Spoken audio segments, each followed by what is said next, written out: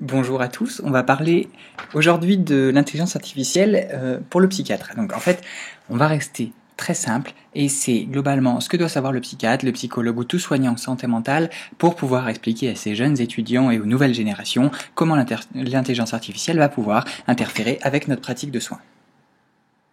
Nous allons d'abord donner dans un premier temps quelques définitions, expliquer ensuite ce que c'est l'apprentissage automatique et puis donner un exemple autour de la classification et autour de l'apprentissage profond. Alors oui, la machine, elle peut faire des prédictions, elle peut mémoriser, elle peut reproduire, elle peut même choisir le meilleur item. Par contre, il y a certains mythes à déconstruire. Non, la machine ne peut pas créer quelque chose de nouveau, elle ne peut pas être intelligente très rapidement, elle ne peut pas aller au-dessus de sa tâche ou tuer tous les humains. Bien sûr, il y a énormément de discussions sur, par exemple, la singularité technologique, c'est-à-dire le moment où la machine va dépasser les compétences de l'humain. Cependant, notamment en santé, il nous semble que cet avenir est encore très lointain. Alors par contre, la machine est présente au quotidien. Par exemple, lorsque l'on clique sur les feux rouges, les bus ou les passages piétons, bien sûr on protège son propre ordinateur, mais on apprend également à la machine à reconnaître les feux rouges, les passages piétons et les bus.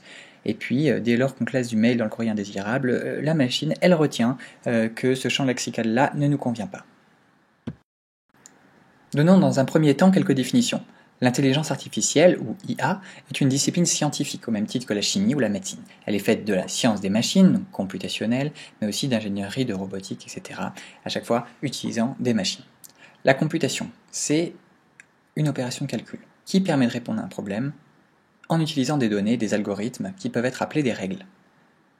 L'apprentissage machine, ou apprentissage automatique, ou machine learning, est la principale méthodologie d'IA. Elle permet de faire apprendre à la machine comme son nom l'indique.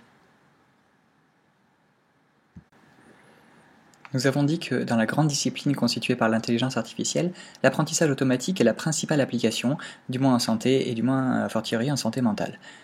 Au sein de l'apprentissage automatique, on retrouve des réseaux neuronaux et le plus connu étant l'apprentissage profond ou deep learning. Alors pour faire un parallèle et comprendre qu'est-ce que l'apprentissage automatique ou machine learning, nous allons voir que nous fonctionnons, nous humains, sur un apprentissage. Et par exemple, lorsque nous visualisons des puppets et des chickens, nous apprenons très rapidement à détecter quels sont les détails qui permettent de reconnaître l'un et l'autre. Et puis, de plus en plus rapidement, nous apprenons à reconnaître un chat d'une brioche, et puis nous apprenons même à reconnaître un chat d'une crème glacée, voire d'un carlin et d'un croissant, d'un bagel ou d'un levrier. Donc vous voyez que l'être humain est constitué de cette instance de tri automatique qui permet de repérer des détails pour distinguer un objet d'un autre. Eh bien la machine, elle va faire la même chose. Alors en pratique, comment ça se passe ? Nous allons regarder plus en détail l'apprentissage automatique qui constitue la principale application en santé et a fortiori en santé mentale. Au sein de l'apprentissage automatique, on distingue 4 types. L'apprentissage classique.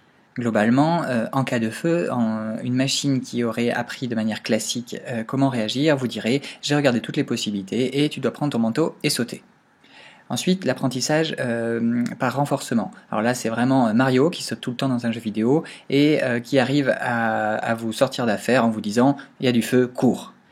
L'apprentissage par ensemble, c'est-à-dire qu'il va réunir plein de méthodes, toutes les tester et voir quelle est la meilleure. Et puis l'apprentissage par réseaux neuronaux ou deep learning ou apprentissage profond qui va vous dire « j'ai fait des statistiques, 6% des gens meurent par le feu, donc tu dois mourir maintenant ».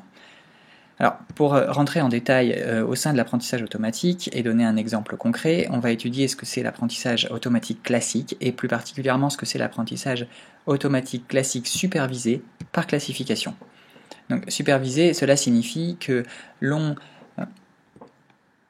utilise un humain pour dire à la machine « tu as raison, tu n'as pas raison ». Alors dans cet apprentissage automatique classique et supervisé, il y a donc de la régression et de la classification. On va s'intéresser surtout à la classification et on va voir comment ça fonctionne.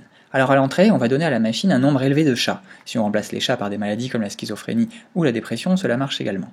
Il s'agit donc d'un ensemble de tests, d'entraînement. Cet ensemble d'entraînement est donné à la machine, ça passe dans différentes couches de la machine, layer 1, 2, 3, qui commencent à reconnaître les caractéristiques des chats, comme on le voit avec les petits chapeaux rouges et les petites flèches vertes, et puis à la fin, la machine sait reconnaître les chats. Ça, c'est ce qu'elle sait faire avec un ensemble donné, et on lui a dit oui, tu as raison, ou là, tu te trompes. Et puis, lorsqu'on a construit un modèle statistique, on va tester la machine avec un nouveau chat, une nouvelle image de chat, donc c'est le test set, on lui donne une nouvelle image et on voit si elle sait bien reconnaître tout seul sans qu'on ait à lui dire oui tu as raison ou non tu te trompes. Donc en effet, on retrouve qu'il y a une boîte noire au niveau de la machine, on ne sait pas vraiment ce qui se passe dans la couche centrale, ce qui peut poser des problèmes au niveau éthique.